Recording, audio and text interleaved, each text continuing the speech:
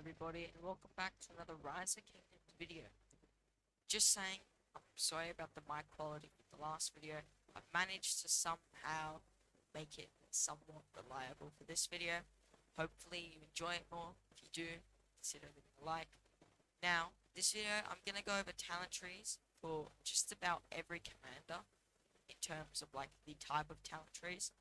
I'm going to go over them for the 5 specific marches I recommend especially. So let's just get right into it.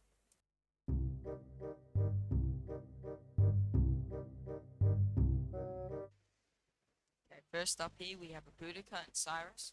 Probably the top march, in my opinion, for the first march, if you just entered Season of Conquest and have no other archer commanders.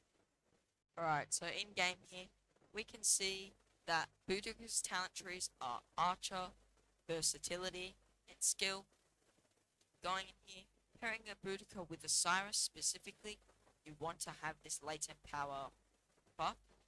That enhanced additional skill damage by 6% is great with Cyrus, because Cyrus does a lot of additional damage factor, which to keep in mind is the only thing that this skill will affect. So normal damage factor this doesn't affect. Most talent builds I would not recommend this. Didn't have a Cyrus, I would recommend something more like this. So here, go right up the Whistling Arrows tree, get the Rage. Or possibly, if you want more Rage, you can go for something like this.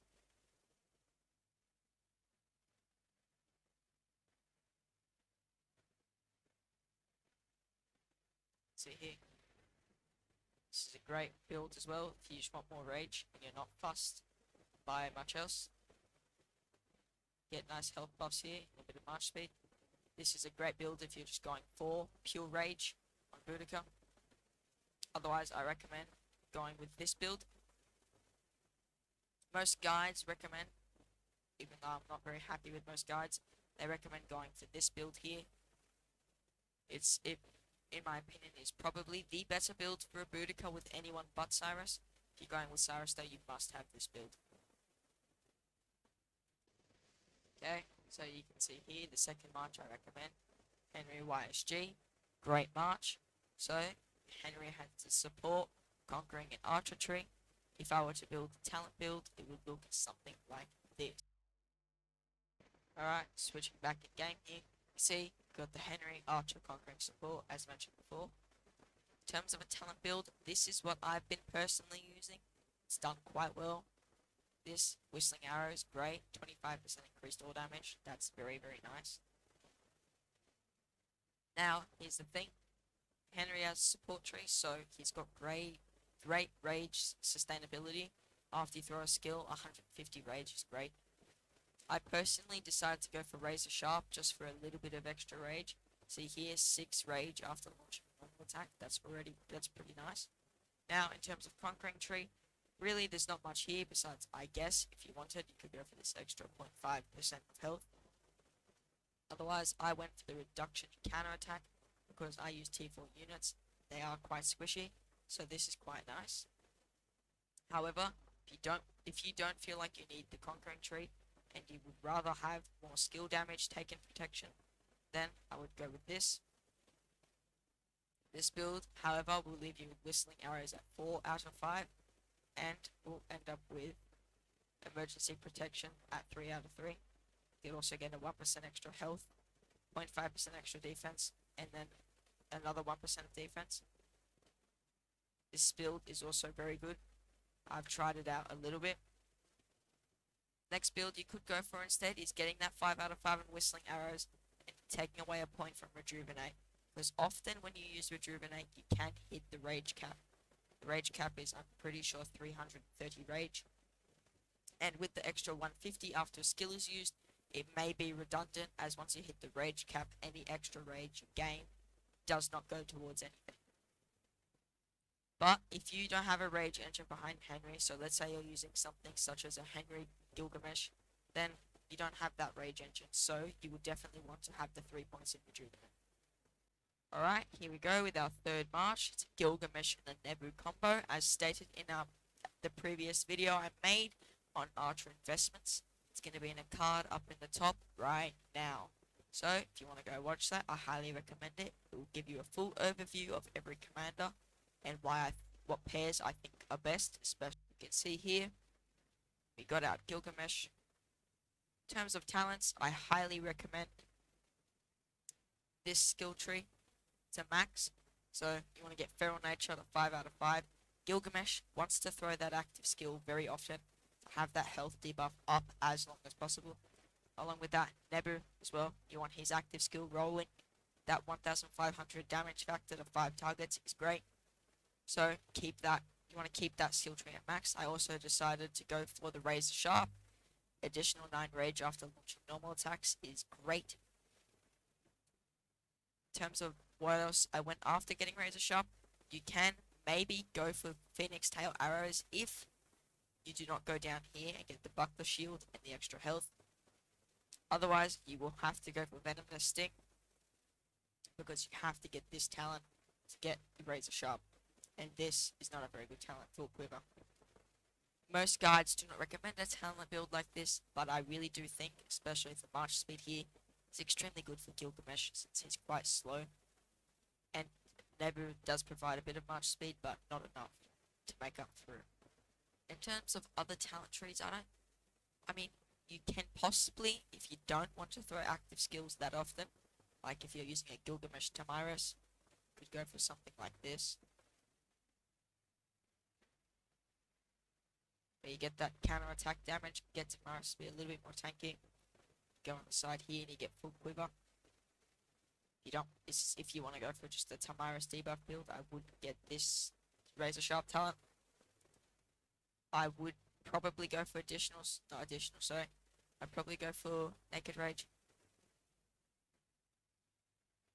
I would go for this increased skill damage because it's still useful. I would go for this. I would also go for this skill. And then the last 4 talents I would just put in the health. And that's it. That would be its skill tree if you're using a Gilgamesh and a Tamiris. Very effective. You don't get much rage gain, so that's great. Now for the 4th March, we will be looking at something such as an Aminatory Artemisia. Great pair for damage. Other than that, not amazing. They have no March Speed, which is something to keep in mind. And in terms of a talent build, mine would look something like this. Alright, so unfortunately, I do not have an Aminatory, who is usually the primary of an Aminatory Artemisia combo. And I don't have anyone with a Garrison support tree, so I can't actually show what the build would look like without this website. Big thank you to roktalents.com. Great place for you to experiment, look around. If there's any other commanders you want to try talents with, give it a shot. Now, in terms of the build here, I definitely get that Rejuvenate skill maxed. It's great. Along the way there, you're going to get another 6% March Speed, as you can see right here. Something that Aminatory Artemisia really lacks. They both have no March Speed. Again, you got a 9% here and another 3% here. March Speed, crucial. I put this 1 point here because it was an extra point and there was no point going healing effects, and I already maxed this skill out. In terms of rage gain, I think they need a little bit since neither of them has the skill tree. However, after they pop their first skill, they're going to be pretty alright in terms of Rejuvenate. If we go in actual game here, we can see Aminatory. No March Speed at all. However, the support tree does offer one thing that can be useful, quick useful hint. Hasty Departure. Doesn't sound very good, but let's say you're being chased by someone using your Aminatory, and you hop into a resource node, you're going to increase March Speed by 60%. You will pretty much be able to outrun almost anyone. However, it only lasts 10 seconds. So, if you're getting chased using an Aminatory, I highly recommend that you do go through the resource nodes, and that will allow you to escape quicker. If you are with the full murder ball though, she will probably get swarmed and you might not be able to do much about it. Okay, now here for the 5th and final march, we're looking at a Ramses Tamiris. I'm not going to go into the 6th march today, because in my last video I spoke about why I think 6 marches is not the best idea. Now, in terms of a 5th March, Ramses Tamiris is really good. You could use Ramses and Tamiris as your 4th March if you wanted and skip a Minotaur Artemisia or Nebu or Gilgamesh Nebu, because this Ramses and Tamiris will debuff a lot of your enemies. Now, in terms of a talent build, I'll show you what I've got. Okay, before we get into the Ramses Tamiris talent build, I just want to say I maxed my Ramses for this video in terms of levels. So, now you have to like and subscribe, share the video, and thank you for watching this far in. So, in terms of a talent tree, for Ramses, you'd want to max this archer tree, no doubt about it. Attack tree is not very good. Now, if you're using a Tamiris, do not upgrade to Razor Sharp unless you don't want to slow down your rage cycle. Then you can get Razor Sharp. I'll show you what a tree would look like without a slow rage cycle first. So in terms of going to the attack tree, you probably want to go with Lord of War. It's a pretty good option. Here, this is rage, not very good. Increase your defense.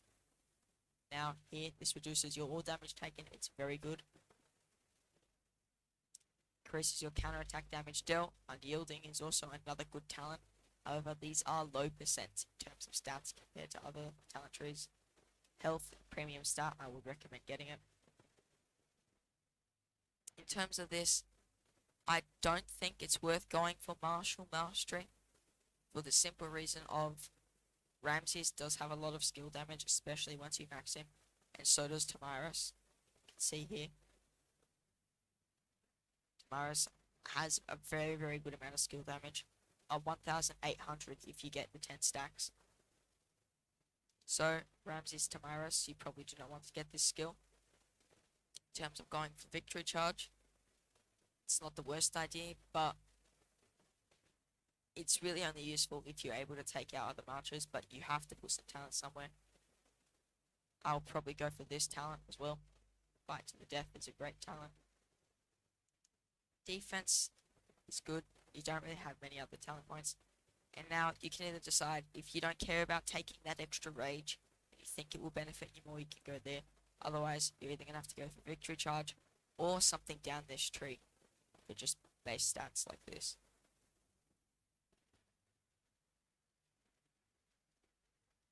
Alright, now if you didn't want to go down with just a no rage build for Ramses and you want to be able to fire your skill fairly often, then I would recommend a build more like this. So max archer tree, of course, because Ramses' attack tree is not very good. There we go, full quiver. Now I would recommend getting Razor Sharp. Then again, I would get Fight to the Death. And in this instance, I would also get Burning Blood.